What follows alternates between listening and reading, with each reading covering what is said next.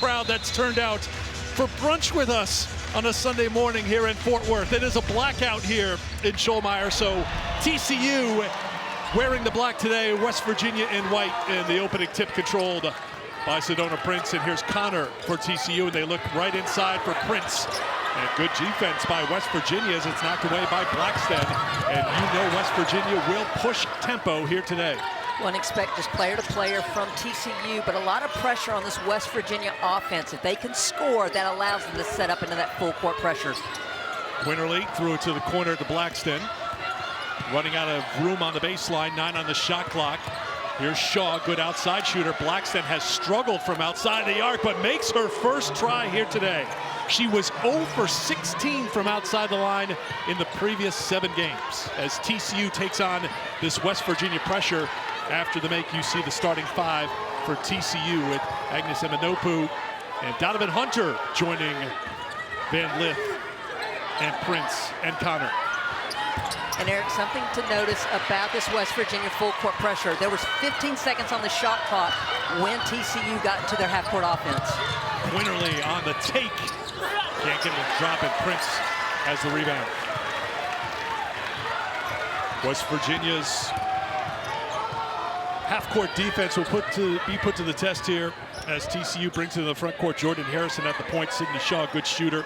We already saw Blackston hit from 3. Kaya Watson making her 91st consecutive start for West Virginia. Prince gets the first points for TCU.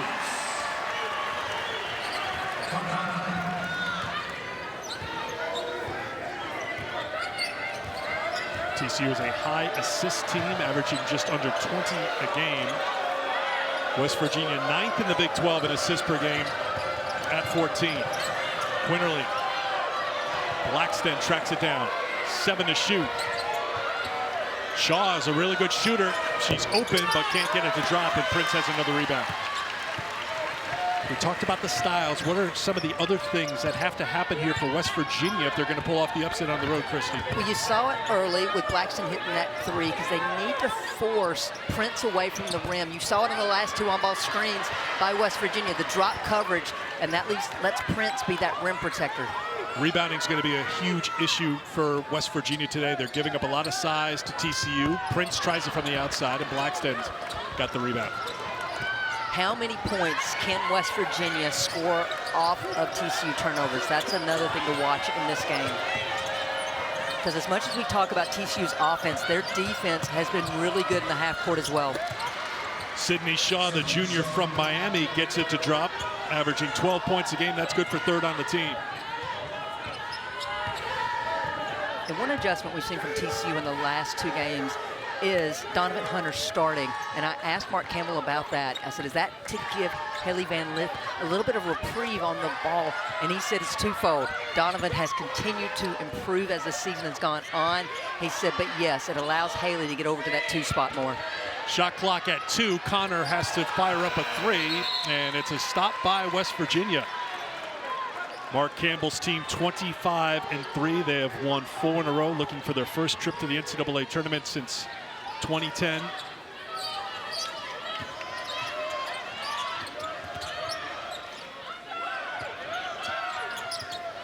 Here's Harrison.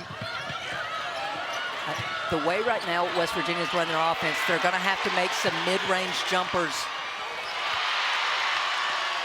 No reset on the shot clock. Quinterly will try to break down Van Lith. Got a little contact, fadeaway won't drop, and a rebound controlled by Eminopu.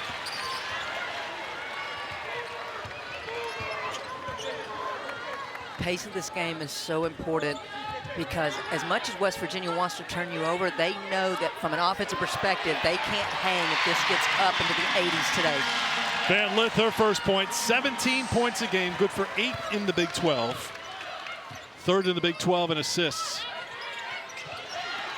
It has been an impactful season for Van Lith here in Fort Worth.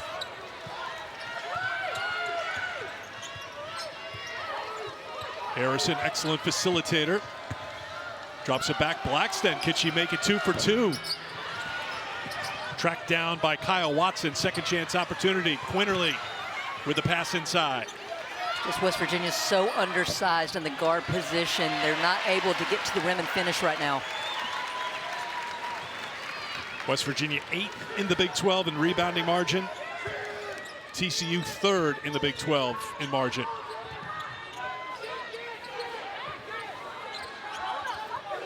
And for TCU, this is what you're going to see. The ball in the hands of Madison Connor, Prince, or Haley Van Lith the majority of the game on offense.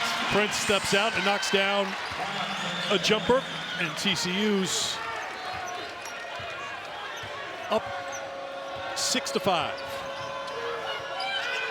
I would like to see a little more pace from the West Virginia half-court offense because they've got to force some rotations by the TCU players. Turnover by West Virginia gets us to immediate timeout here in the first quarter. TCU puts so much pressure on you in the half court because you're expecting a handoff. Haley Van Lith cuts it back door. Tremendous feed by Prince to the point guard for the 2 for TCU. And then Prince, if you play off of her, she can raise it up. In his second season at West Virginia, they have a lot more in common than just sharing a first name because the turnarounds and just how they have elevated these two teams to the upper half of the Big 12 standings has been impressive. We'll go into more detail as we go along. Van Lith was fouled. She tried to drop it down to Sedona Prince. Can I put a pin on the marks? Yes. And Fort Worth marks the spot.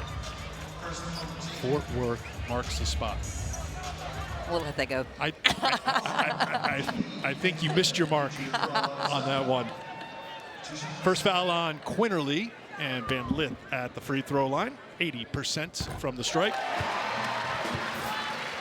There is Mark Kellogg, 20th season overall, 491 wins. He was at Stephen F. Austin here in the great state of Texas. Last season, 25 wins. They beat Princeton in the NCAA tournament, lost to Iowa in a game that was tied in the fourth quarter, by the way, in Iowa City in the second round of the NCAA tournament. Quinterly trying to find the mark here in the early going, had an open look, and Connor with the rebound. Well, and that's what TCU is going to give them because I'll say it again, the drop coverage on the screen on the ball by Sedona Prince is daring West Virginia to meet them in the mid-range. J.J. Quinterly does a lot right on both ends of the floor, but her shooting numbers have been down a little bit. Prince is going to get called for the offensive foul.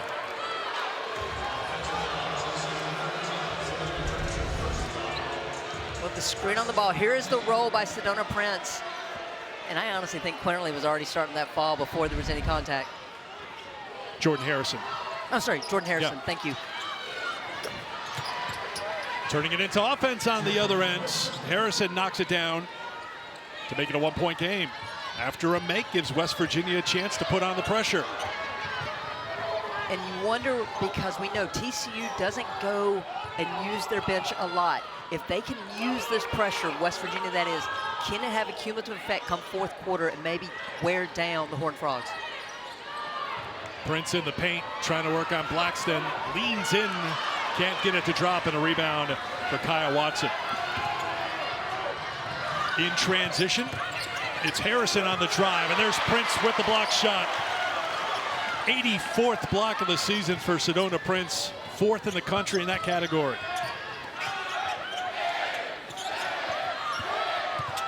Quinterly, another block for Prince.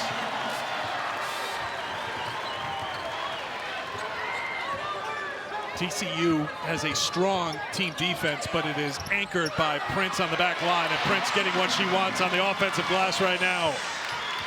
Well, the 6'7" post player is having her way on both ends of the floor. And that's one thing Mark Campbell said. I don't know of a player in the country that is impacting the game on both ends. He very quickly mentioned Betts at UCLA, but he said what Sedona's doing for us is just amazing. 2 of those 4 rebounds for Prince on the offensive glass so far. Prince there again defensively, to your point. And Prince an impact. She may not get blocks, but she will alter shots as well. Connor couldn't get it. Emma Nopu pulls down the rebound and gets the putback.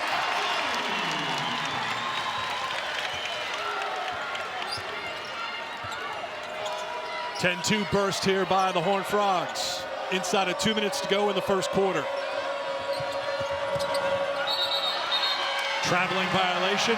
Turnover number 2 for West Virginia. Well, Sedona Prince is just anchoring the paint, comes from the high post area to get that block, and then just on her own player, times it perfectly.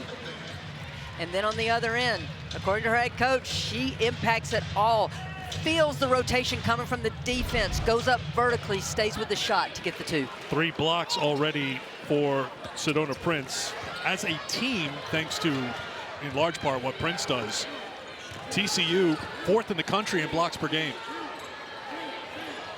Taylor Bigby on the floor for TCU. Here she is, number 1, finds an opening and wastes no time to join the scoring.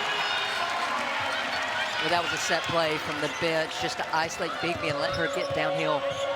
Jordan Thomas into the game, bringing some size against Prince. She'll make Prince work. And the pull up by Shaw for her second field goal. Sydney Woodley also into the game for West Virginia, so the Mountaineers going into their bench.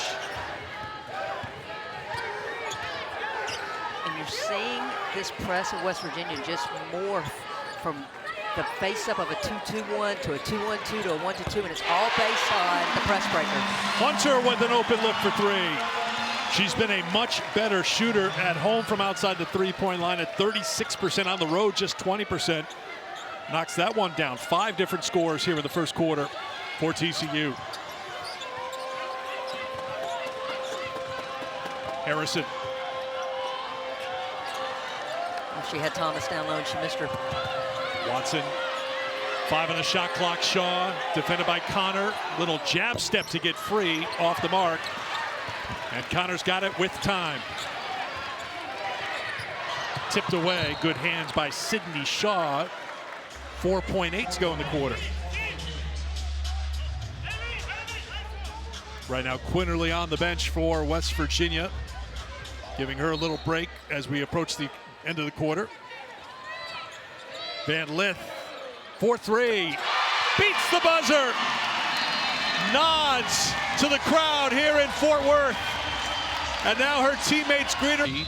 She's got 7 to lead all scores. No Quinterly on the court here to start the second quarter. She was 0 for 4 from the field in the first quarter. There's a good start for West Virginia as Harrison scores.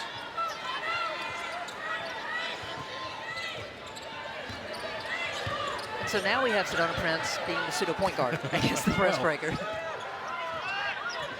Mark Campbell talked about how impactful she was. I did not have ball handling on my Sedona Prince bingo card. Well, and you see now West Virginia go into that 2-3 matchup in the half court. 6 to shoot. Prince turns on Thomas, in trouble. Here's the double, in a lot of trouble right now. A good defense in the half court by West Virginia. It's a shot clock violation.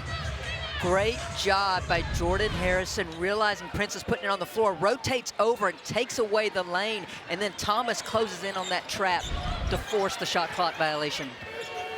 A couple of shot clock violations for TCU so far. There's a foul called on Donovan Hunter. As Christy mentioned, in the starting lineup for a second consecutive game. Excellent defender. Made her first start since January 4th, last time out against Arizona State. That was a win for TCU on the road Wednesday by 16. 23 assists on 33 made field goals in that game. So more of the same so far for TCU against West Virginia, sharing the basketball.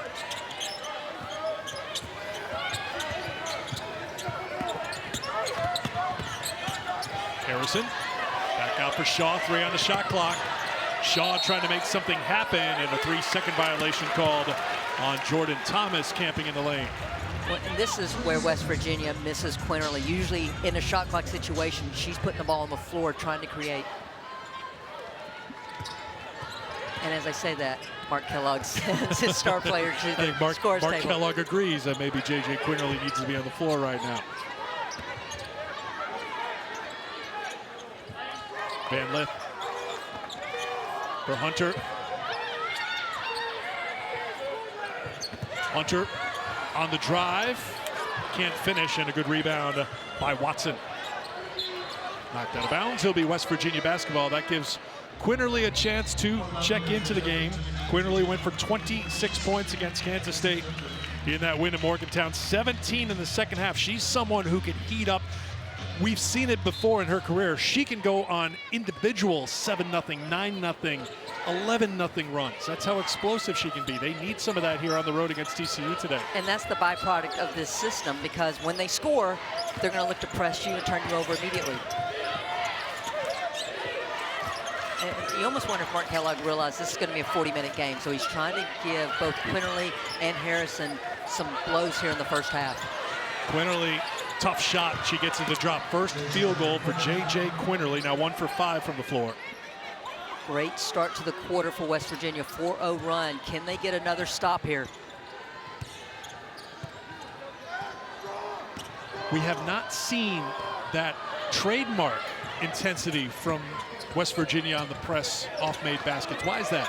Well, I think some of it is how TCU's attacking the press. And now they got to figure out a way to attack Sedona Prince on the glass. but I'll also say this about Mark Kellogg's system. It's not just necessarily to turn a team over. It's also prevent them from having full shot clocks. And they've had success at that. They're just not finishing the plays with stops.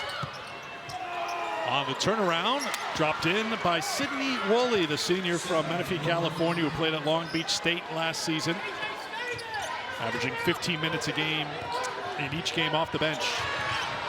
Prince again with the handle. Van Lith out of the scramble, passed up the open look for 3. Hunter is open for 3. Rebound for Shaw. Prince is down, so numbers the other way here for West Virginia. Got to take advantage if Sedona Prince is back across half court, and West Virginia cannot. Big mistake there by the Mountaineers. Well, if you're West Virginia and you're not turning a team over, then you got to look for other opportunities to get easy scoring shots, and that means off of missed threes, those long rebounds, and turning it over off those isn't going to help you.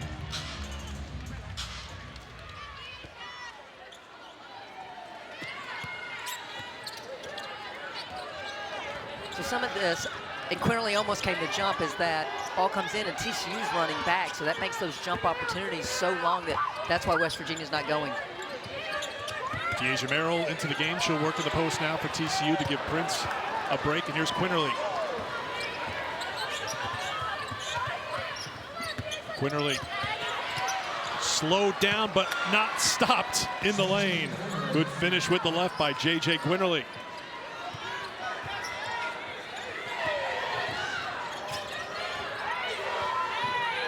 Right now, Mark Campbell's calling every offense, and then Mark Kellogg on the other end telling his players what to do defensively against the set. Both coaches very involved, play to play, and a blow by to the basket by Bigby. Bigby's scoring's been down, but when she can get downhill, she has been so good for TCU this season. Really good on the defensive end, especially as well coming off the bench. And a stop for TCU into the hands of Connor. Hunter deflected by West Virginia's Woodley, and it'll be Mountaineer basketball. Great finish by Quinterly that previous trip for West Virginia. I mean, she's good off the bounce, but I don't know how she even knew where to put that one up off the glass. Such great touch. And then once again, sharing is caring for TCU. Giving go there by Bigby for the 2. 6 assists on 10 field goals for TCU here in the first half. Now Bigby defensively on Quinterly. Bigby doesn't get hit by that screen. She gets through it so easily. Thomas is denied on the inside, and Connor will slow things down here for TCU. Inside of 5 minutes to go in the first half. 10th ranked TCU, 17th ranked West Virginia. Two teams in the upper half, of course, of the Big 12 standings. TCU in the hunt for a regular season title. West Virginia trying to get one of those coveted top 4 spots.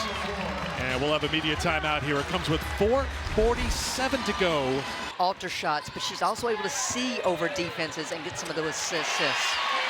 Another drive to the basket. Connor scores again. 16 paint points for TCU against West Virginia. Well, Eric, we were talking pregame, and I said paint points is something I'm watching, because can West Virginia get to the rim and score, and then is the size advantage going to take over for TCU down low? 8 paint points for West Virginia. Chance here for Van Lith. to Big B. Quinterly hangs in the air to knock it out of her hands. Jump ball possession arrow will keep it with TCU. So Quinterly's not going to get any credit for saving this possession. You'll give her credit. I'll give her credit because she saved it. Turnover. She never gives up on the play. Stays in it, stays in it. Should have been an easy 2 for Big B. Quick hands there. Gets the ball baseline out of bounds for TCU. Well, she floated in the air there for a moment just to stay in on that play after the turnover. Prince back into the game. Connor looking for her first 3. She's got it. Missed her first 2 attempts. That's 102 this season for Madison Connor. 202 in 2 years? That's a lot of, oh, that was a 2, a deep 2 I've been told. All right, keep that thought in mind. 101 and holding, 201 over 2 years. Oh, Prince with another block, but sticking with it and putting it in is Jordan Thomas, the freshman from Carrollton, Texas, gets her first points. And that's big for Thomas. She's got to stay in play. She's shown some frustration early in this game, but West Virginia needs the young player to come up big and down low.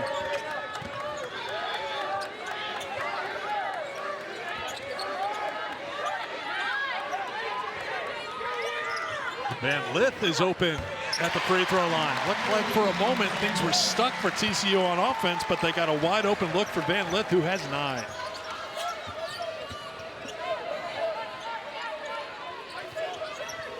I mean, right now TCU's doing a great job of getting through the screens, not even getting hit. Turnover, 2-on-1 the other way. Van Lith. More paint points for TCU. Van Lith into double figures with 11. And a timeout called by West Virginia. It gets a little louder here in Fort Worth as we get closer and closer to lunch hour. Well, TCU's flipping the script on West Virginia, turning their defense into offense. Connor to Haley Van Lith for the easy 2.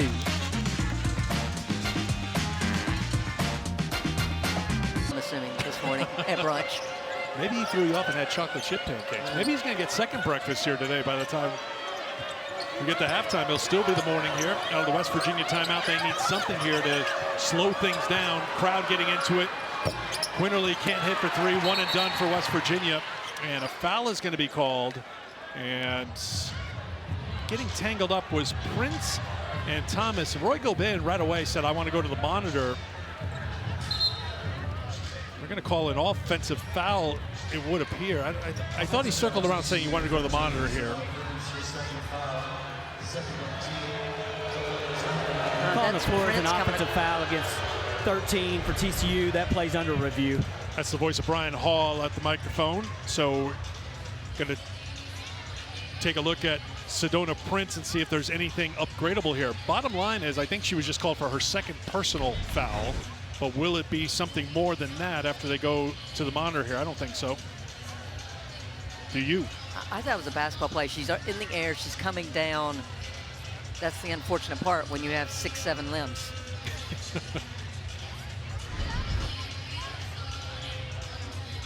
Well, they first signaled 32, and that's where I was like, well, there's no 32. So I was confused on that. After review, offensive fouls confirmed, nothing further. Okay, so no upgrade. So just a common foul on Sedona Prince. But it does allow West Virginia to get the ball back because TCU was out and running.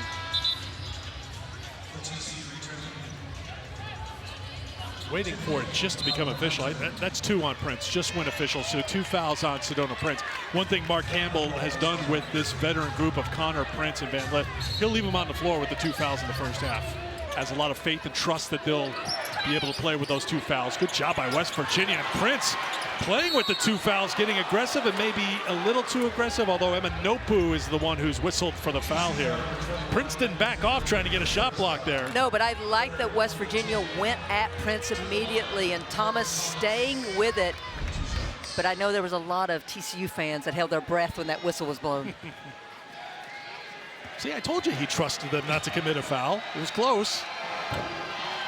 Second free throw to come. More basketball to come over on ESPN, 2 o'clock Eastern time. 9th-ranked North Carolina and Louisville in a key matchup in the ACC. Then Flau'jae Johnson, 7th-ranked LSU in a top 25 showdown with Kentucky, ranked 14th in Lexington. You can also catch it all on the ESPN app. I know Notre Dame's been on a tear in the ACC, but Louisville has to be considered one of the hottest teams. Big upset of Duke earlier this week. The young players for Jeff Walz have grown up, and they're performing at a high level right now. A really slow start to the season, played a brutal, challenging schedule, but that work and the suffering in the first half of the season paying off as they've been very good second half team. So it's coming up 2 o'clock. Prince to Van Lith, and giving the foul is Quinterly. That will be her second personal foul. Are they calling just a deflection clean? out? Yeah, no foul. Thanks, Christy. Again, more of the give and go. Haley Van Lith just never stops moving. No. Quinterly not giving up on the play. Yeah. Clean on the ball, so no foul. 3 on the shot clock. Prince calmly sets and knocks it down. She's been outstanding today. 10 points, 5 rebounds for Sedona so far, and 5 blocks. Inside of 2 minutes to go in the first half. Harrison turned it over. Turnover number 7 for West Virginia. We said Jeff Walz has one of the youngest teams. Well, this TCU team is one of the oldest teams in the country, averaging a little over 22 years of age, so they don't get rattled. Late shot clock or foul trouble, they stay and they're ready to go. Actually, someone did the math. I think it's Brady at TCU. Looked at birth certificates, everything. 6 players, 22 years and 5 months old or older than that. Sedona Prince going to be 25 this year. These are players whose names you've said for a long time. Prince and Connor and Van Lith. They played a ton and now playing well together here in Fort Worth. Well, back when I played, we took vans a lot. So basically what I know is that 6 players on this team could have probably driven the vans. You had to be 25 to drive the van? Was that the requirement at Tulane? It was a long time ago, so.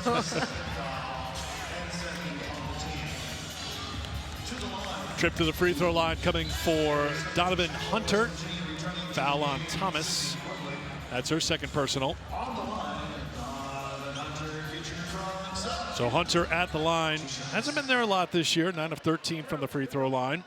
One of the young players on this team. One of 2 sophomores on the roster. No freshmen on the TCU roster. Another one to come. Men's hoop coming up tomorrow. Big Monday triple header. North Carolina, Florida State, 7 Eastern. Big 12's top team. 5th ranked Houston will take on number 9 Texas Tech. And we'll cap the night with another Big 12 showdown. Kansas and Colorado and Boulder at 11 Eastern time. Also catch it all on the app tomorrow. Well, Eric, you mentioned that no freshmen on this team. 12 players on this roster have been portal kids in the last 2 years for TCU. So a big part of how Mark Campbell has been able to turn this program around so quickly. Yeah, this was a program that was 1-17 in the Big 12 2 seasons ago. And if you hit in the portal, you can get well quick. And that's been the case here for TCU. Knocked out of bounds by TCU's Connor. Final minute of the quarter. Leo Robertson will check into the game for TCU. Take a look at the improvement over the last 5 seasons. This is what's happened. That 1-17 team, the 2022-23 season.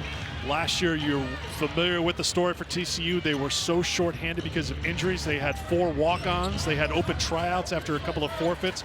The Under Frogs joined the team, but it's been a great season this year. 13-2 in the Big 12. They've won 4 in a row. And Eric, I've got to compliment TCU's defense. Players have been beaten off the bounce, but the help side has been there, and it's really congested the paint against West Virginia's dribble penetration. And for all the talk of TCU and what they've been able to do offensively, the defense has not been too shabby here against West Virginia. Another basket for Van Lith. TCU getting what they want offensively. They've scored on their last 7 possessions. 7-0 run. And West Virginia will hold for 1. And the crowd will get a little louder. And they're on their feet here in Fort Worth.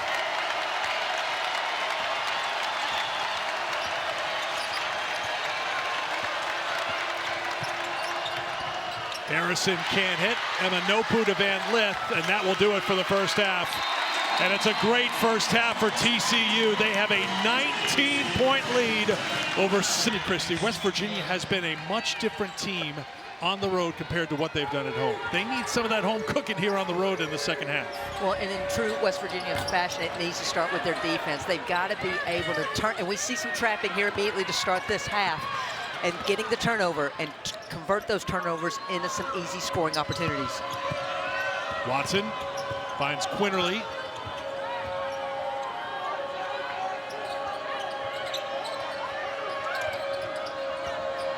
Back for Shaw.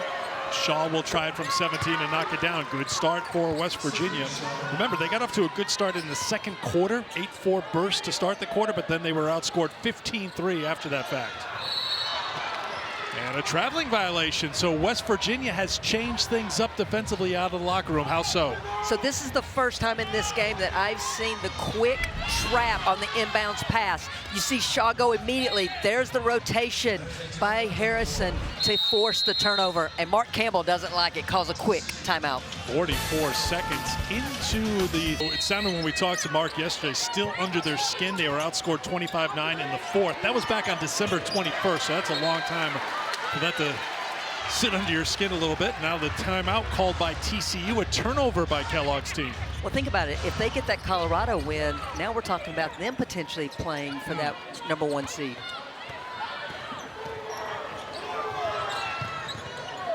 Bigby into the game for TCU as Connor to the bench. Prince looking for the Van Lith cut. Prince will turn around and try it from deep. It's a 3 for Sedona Prince, her first made 3 this season in 5 attempts. And fairly confident that that wasn't the way Mark Campbell drew up that play. But he'll take it. He's not going to He'll turn absolutely it. He's not going to turn it back, right? Okay, No. Just want to make sure. And that's going to be a turnover. So it turns out to be a good timeout by TCU. Back-to-back turnovers by West Virginia. Well, West Virginia comes out. They're denying passing lanes. And then Sedona Prince says, well, if you're going to leave me this open, I'll knock it down.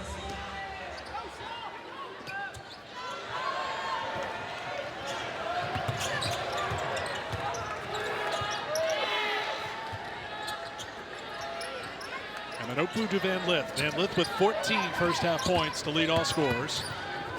Van Lith has it back for Prince. Prince with a little hook. Won't drop. Rebound to Shaw.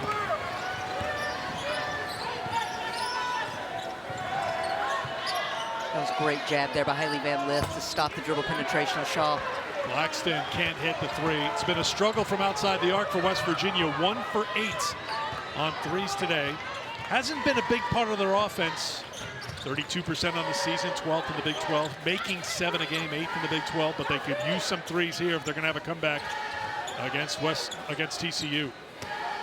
As much ball pressure as Jordan Harrison's applying, I'd love to see that from the rest of the perimeter players, because otherwise the height advantage of TCU is taking over in this game. Off the Prince miss. Harrison with Prince back on defense, has to kick it back out. There's the impact and the influence. And so that's not going to be in the stat sheet, but that is a shot that was affected by the length of Sedona Prince. Quinterly draws contact on Prince, and that will be her 3rd personal foul. You think Harrison's got a layup, and then she wisely pulls it out because she knows Prince had those 5 first half blocks. So Prince just gets whistled for her 3rd. She's questioning, is that on me? She has no idea that that was on her. Now thumbs up back towards Mark Campbell and the TCU bench. I got it. I know I have 3 fouls. And we saw in the first half, Christy, when Prince picked up a 2nd personal foul, West Virginia went right after her, trying to put a 3rd one on her. We'll see what happens next trip down the floor as TCU will now face this West Virginia pressure. Yeah, it's going to be tough with Blackston because she's more of a face-up post. But I'd love to see the quick trap again once the ball comes in. Foul is going to be called on Harrison for West Virginia. And that was unfortunate because they were getting close to that 5 count. They were.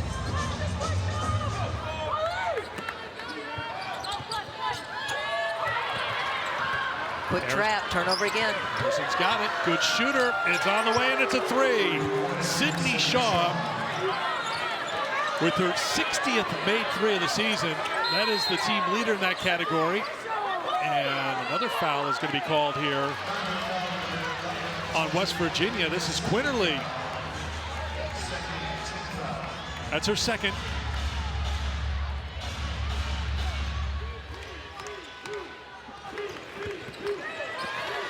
Bigby will get it across half court. Into the hands of Van Lith. Out of the scramble, Prince has it on the inside. Counted and the foul.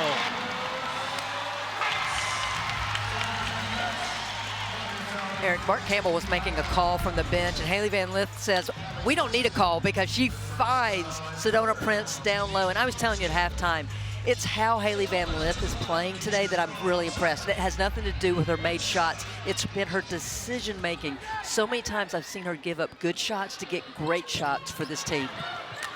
That's going to be lost out of bounds by West Virginia. It'll be TCU basketball.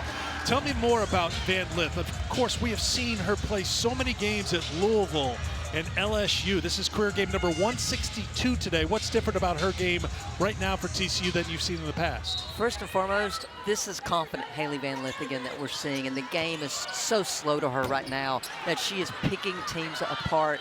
But she, in the past, I've seen her look for her shot first and foremost. She is looking for the best shot for her team right now, and that's why I say the decision-making has been what I've been most impressed with here this afternoon. Quinterly takes it at Prince, can't get it to drop, and the rebound for Emanopu. And off the miss, West Virginia will settle back on defense, and Prince once again showing that handle.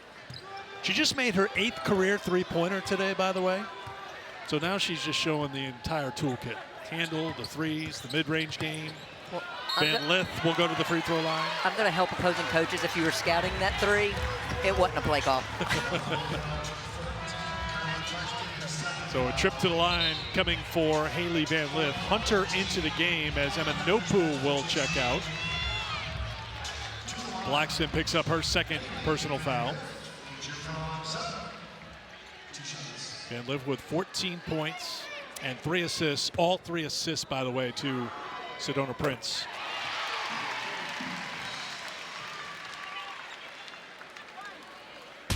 ESPN NBA Sunday doubleheader. Donovan Mitchell and the Eastern Conference leading Cavs hosting the Grizz 7 o'clock Eastern tonight. Then the Western Conference leading Thunder in Minnesota to take on the T-Wolves. Coverage starts with NBA Countdown at 6 Eastern time. 1 of 2 for Van Lith. 4 minutes gone by. Quinterly over Prince, can't get it to go. So Eric, usually when West Virginia runs that play, Quinterly gets all the way to the rim.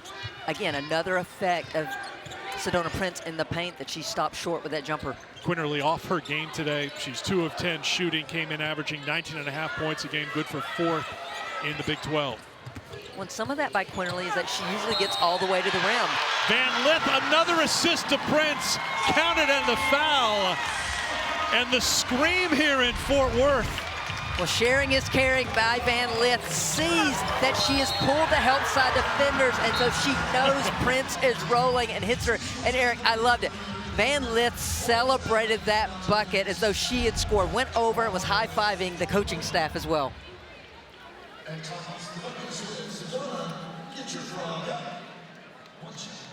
Prince now with 17 points. Van Lith with 15 points.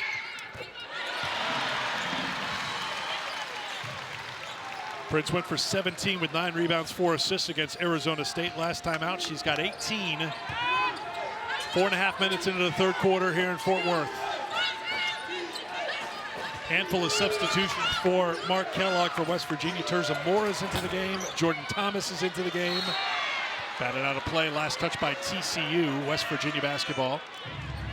Yeah, going a little bit bigger now with both Moore and Thomas on the floor, and so you saw Moore try to post up Bigby that last time down. Woodley on the floor as well for West Virginia. Trying to find something that works right now here on the road. Down by 21. Harrison trying to do it herself, and she will earn a trip to the free throw line. I love that possession by Harrison because she just never gave up. Hunter iced the first initial on-ball screen. She went away from it and then came back and ripped and went off of it and got downhill to the rim. Agnes Emanopu back into the game. Hunter picks up her second personal foul, and Van Lith will head to the bench for a short break. And Quinterly getting the middle finger and the ring finger on her non-shooting hand taped up right now. I'm no doctor, but that says to me jam finger. From someone who's experienced did it a lot, two. yes.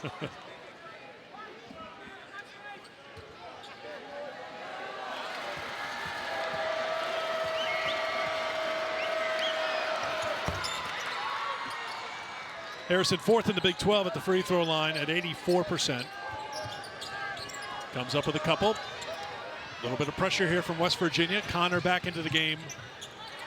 And she turned it over. Into the hands of Moore. Now Harrison.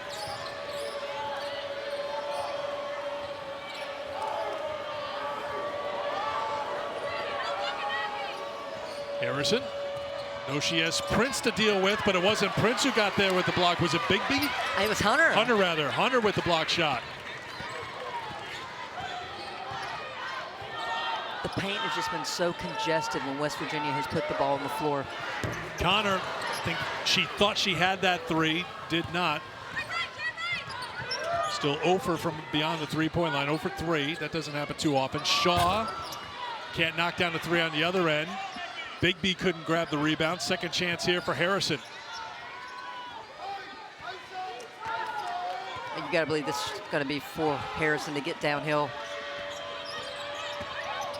Harrison gets fouled.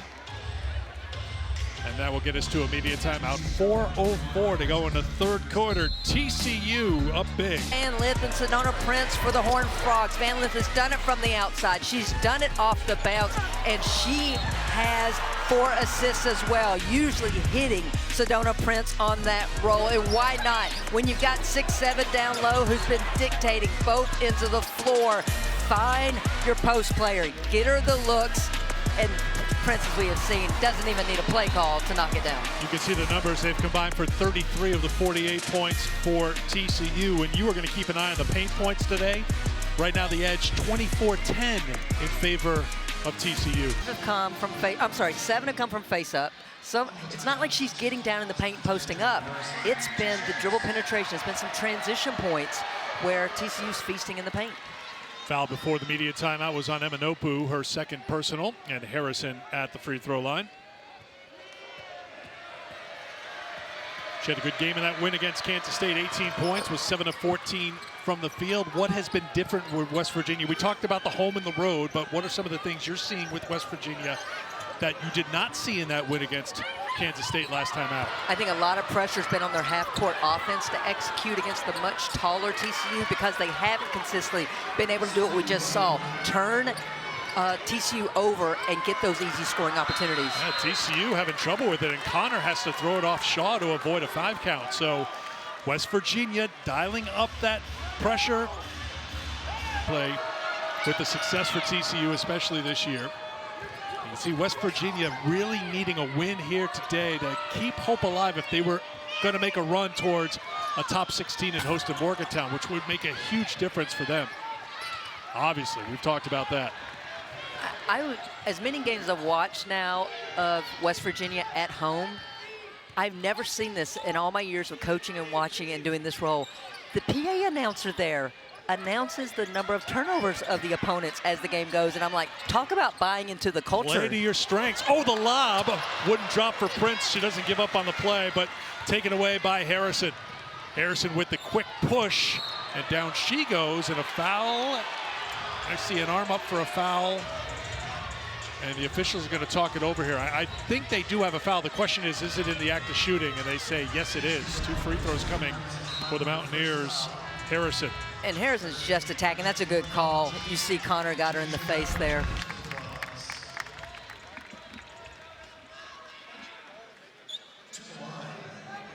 So Harrison back to the free throw line.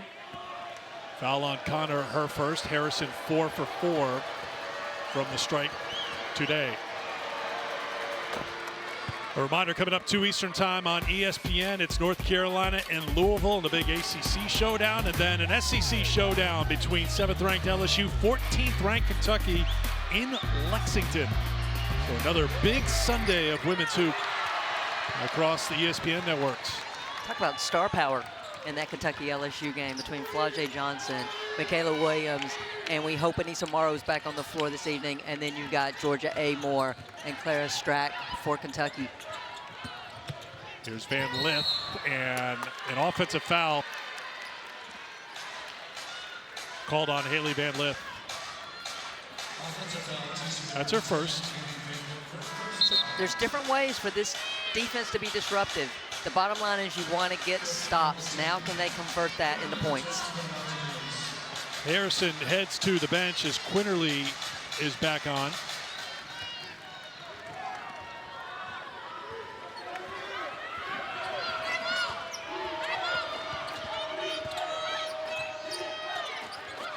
Shaw, defended by Connor. Prince on the bench right now for TCU. Merrill is on for the Frogs. Good help side by Madison Connor there. Rolling to the basket, trying to get hands on it is Thomas. Three-pointer on the way is no good. And controlled by TCU. TCU has turned it over 7 times this quarter, Christy, giving them 13 for the game. Connor shut off. Emanopu will try for 3 and knock it down. Agnes Emanopu, she can make threes. That's 37 made threes on the season for the grad student from Australia. We were talking about it at halftime, Eric. As much as we talk about Prince, Haley Van Lith, and Connor, it's been the other players that have really impressed me. Emanopu, Hunter, they just do their job, and all of a sudden you look up and they've got double digits, or they've done this and rebounded, or this and assist. A good team effort by TCU. And this is the example. Madison Connor taking it baseline. Emanopu repositions herself because her player went with the ball wide open for that 3. Third personal on Emanopu. Looks like she'll stay in the game. Just a quick conversation with Mark Campbell. Connor got that assist, Christy. That's her 5th assist, so she struggled to find her offensive game, but she's found her teammates here today. Well, I think as they continue into March, what you need from TCU is the balance. And so it doesn't matter who's scoring as long as this team is scoring. And that's why I'm going to go back to, I think the assist number for TCU will be so telling as they get further and further into March. 13 assists on 20 made field goals today.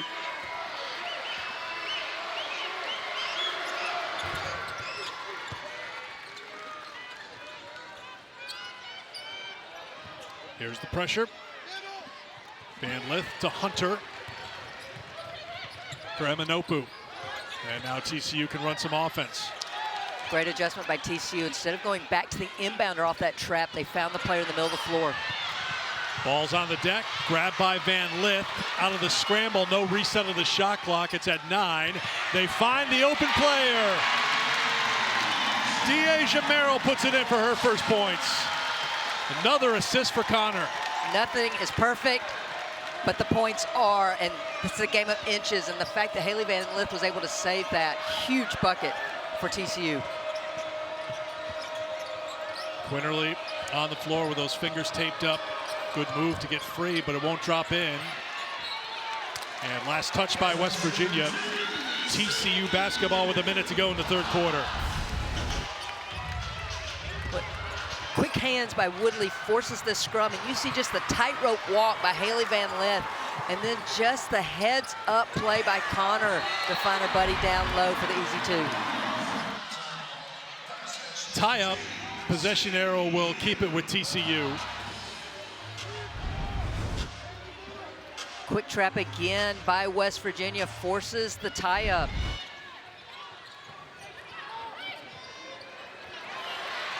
That's how you attack the pressure right there. A couple of quick passes, get it into the front court, and you get an open look, but then a foul is called before Hunter can pull the trigger on the 3. And Eric, this is why you see teams that don't want to go and trap that first pass consistently, because as soon as the opponent knows, once they get it out, they've got numbers on the backside. 3rd foul on Quinterly will send Van Lith to the free throw line.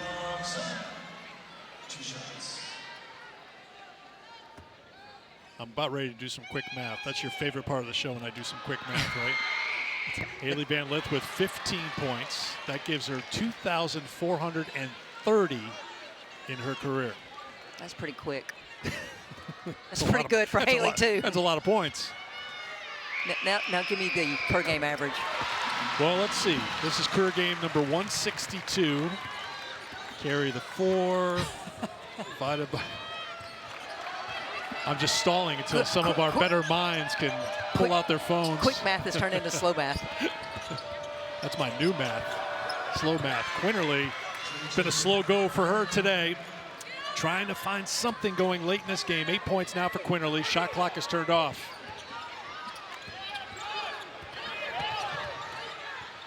Hunter across half court, and TCU will hold for a final shot. West Virginia, I'm sorry, Christy, has outscored TCU 18-15 here in this third quarter. Can they get a stop here? Van Lith can't get it. West Virginia trying to corral the rebound. And they hold on to it just long enough to get to the end of the quarter. All right, so Alabama girl likes her boots. West Virginia was a +3 in scoring that quarter. They begin the quarter down by 16, and they have the first possession. It's been a different combination on the floor here for Mark Kellogg.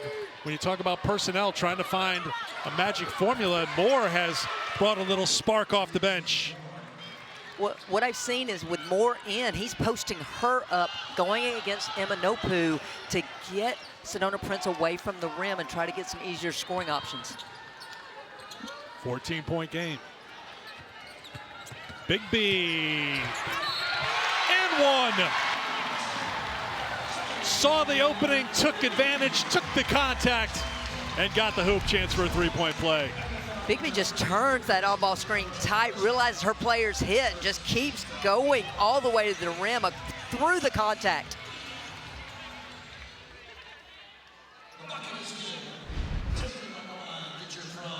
Foul on Moore, her first, and the junior from Las Vegas who spent the last 2 seasons at USC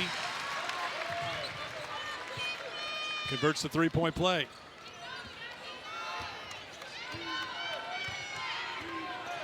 Seven for Bigby, 3 for 3 from the floor. Quinterly, little jab step to get free. Can't get that to drop, but sticks with it, but stepped on the baseline. Turnover, West Virginia. That's their 11th. Got a good look to start, even though Sedona Prince was in her face, just couldn't bring that offensive rebound down. Well, that's the 8th turnover this half for TCU. They were pretty good in the first half. I was just about to remind everyone that TCU is first in the Big 12 in fewest turnovers a game at 11, and West Virginia is 4th in Division I in turnover margin, forcing 25 a game, Christy. TCU's been doing a good job at that third quarter, and now that possession, they've struggled taking care of the ball.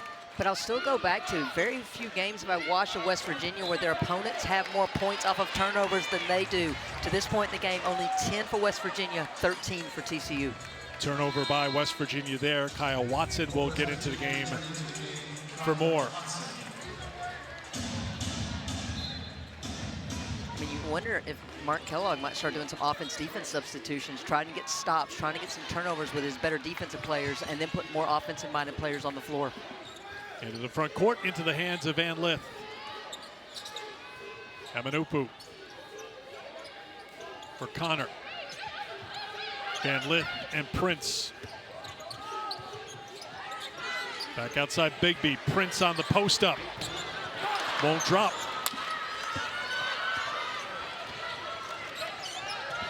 Quinterly with speed to the basket for 2. Chance for a three-point play for J.J. Quinterly, a blur into the front court for the Mountaineers. I mean, I knew she was explosive, but she turned the Jets on.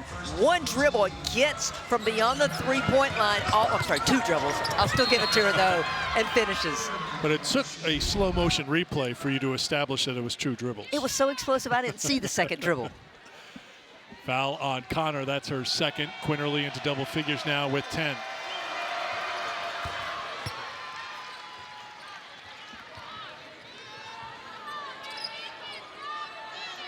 Quinterly 3 for 3 from the line today. She's made her last 18 free throw attempts. Pressure in the backcourt.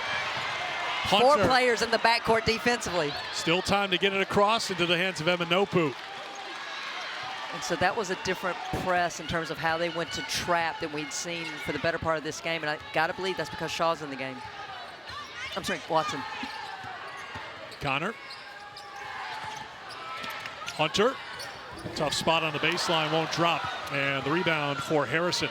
Harrison's got great speed. She'll push now. Shaw's their best shooter. Inside.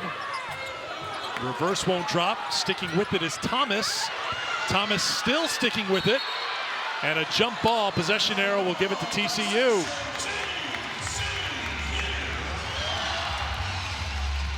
I love the effort by the freshman Thomas, though. Gets great positioning, just could not get the ball to fall, but stayed with it.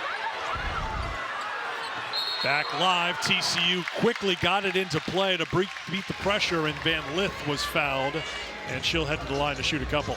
Eric, one thing I'm seeing from TCU in the latter quarter and a half now is when they see the press, they're looking to attack the press. They're not just looking to break it and get it across and score in the half court.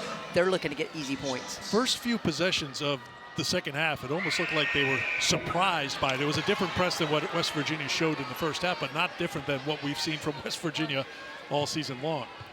And so that's why I think Mark Kellogg's now adjusting his press a little bit.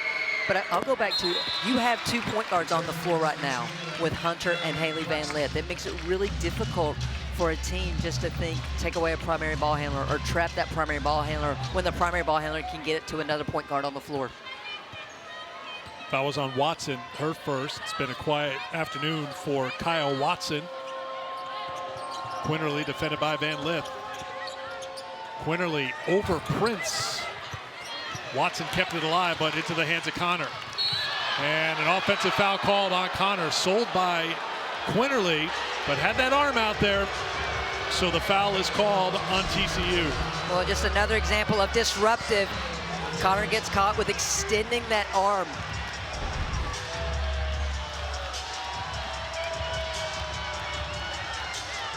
Third foul on Connor.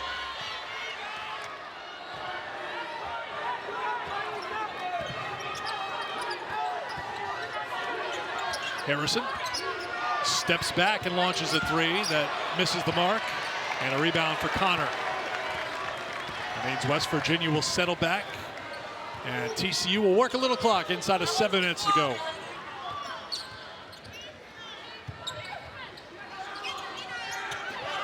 Great cut. Prince finding Van Lith.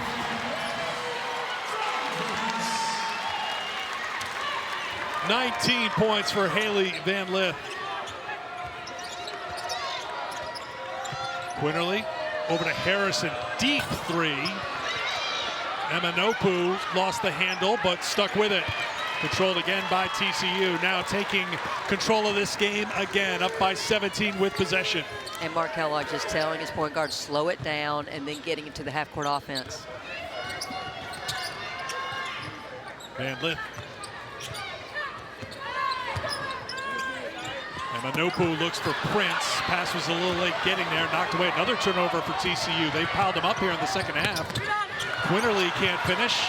And a rebound for Donovan Hunter.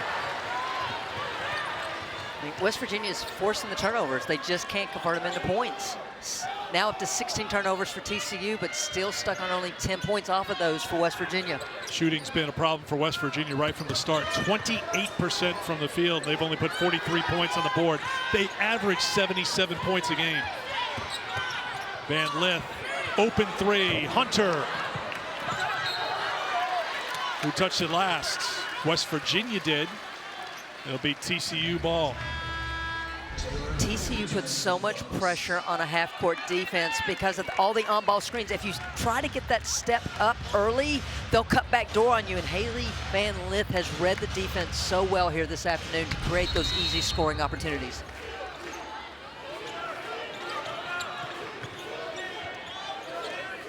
Throw it up to Prince. You throw it up, Sedona Prince, odds are she's going to get it at 6'7" with that reach.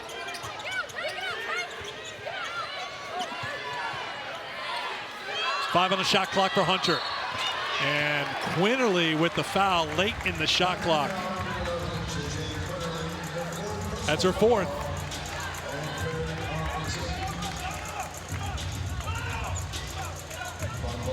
So that will impact how aggressive Quinterly can be at a point in the game where West Virginia probably has to throw caution to the wind and get a little more aggressive, down by 17. Well, and that's why I was shaking my head when she committed that foul. I don't know if that was just frustration, but definitely will impact West Virginia the rest of this game. Van Lith with the finish. Beautiful handle. And the finish by Haley Van Lith. 21 for Van Lith. 11th time this season she's gone for 20 or more, and the 46th time in her career. Shaw can't get it to drop, and Van Lith has a rebound to add to her total today. That's her 5th.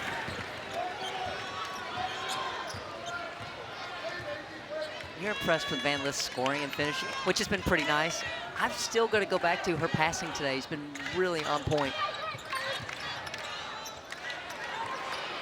But she says, hang on a second. I'm enjoying the scoring here today, as is this big crowd inside Schollmeyer Arena. 24 points for Haley Van Lith. All right, Haley, I hear you. The passing's been nice, but I'll give you the shooting, slicing and dicing through the set defense. Just such touch by the veteran guard.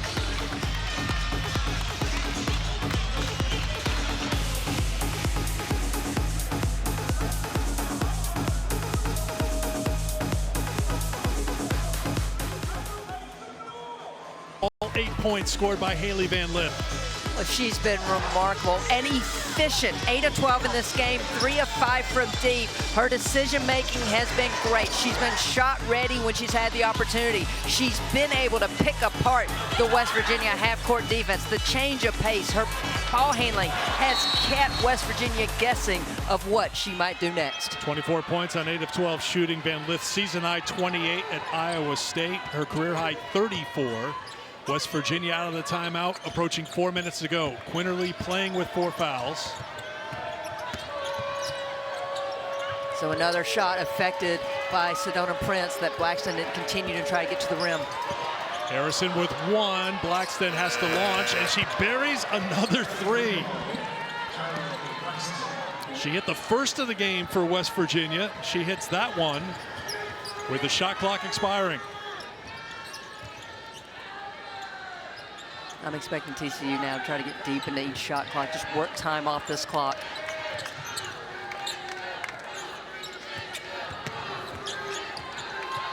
Van Lith once again going to work with Prince. Instead, it's Eminopu for 3. And a second chance opportunity thanks to the rebound by Bigby.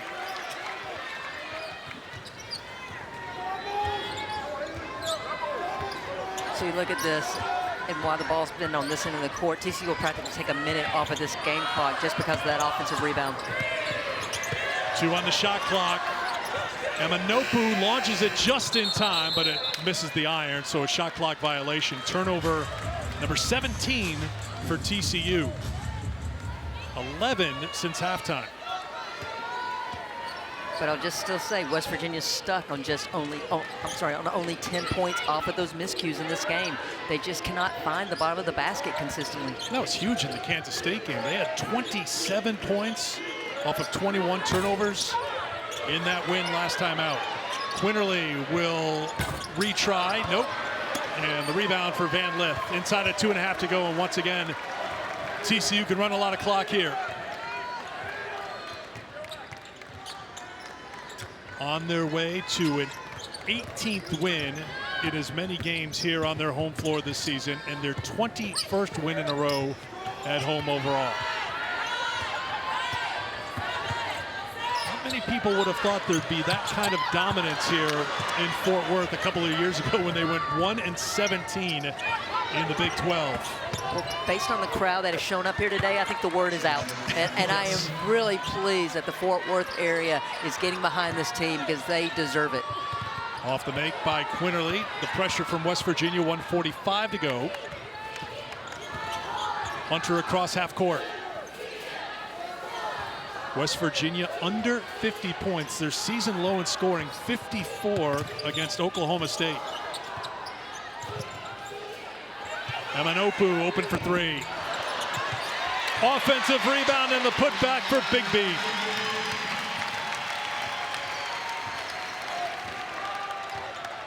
We expected a big edge on the glass for TCU, and they've delivered. They're a plus 14 in rebounding margin, and a turnover by West Virginia will take us inside of a minute to play. And they'll be able to celebrate for an extended period of time here inside this building, because it's going to be another win for TCU, Christy.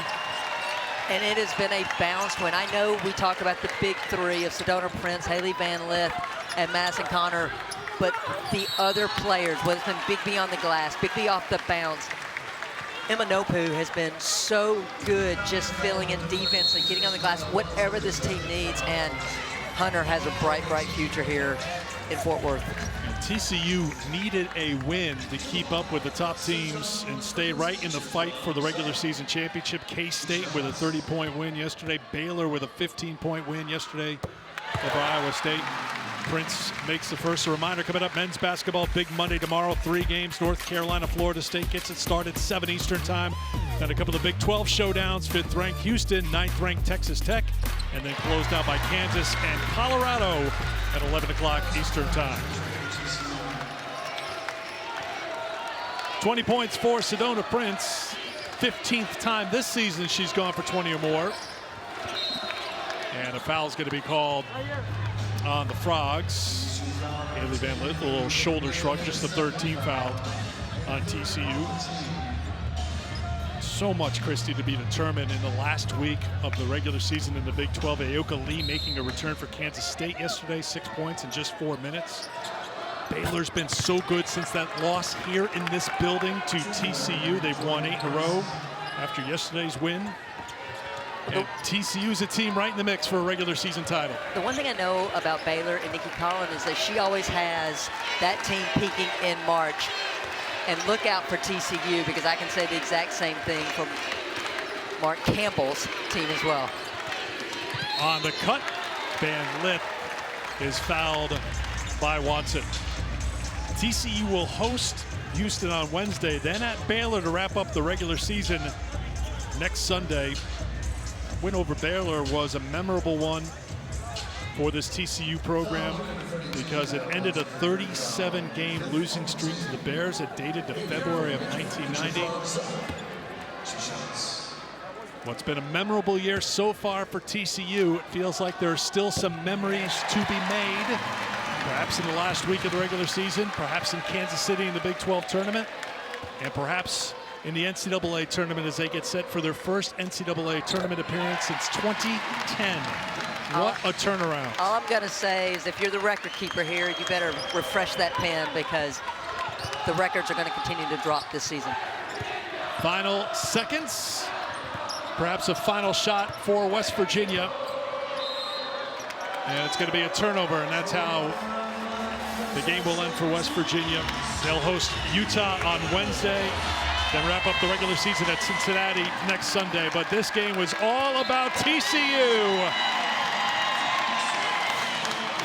The Frogs stay perfect at home with a 21-point win, and they establish a new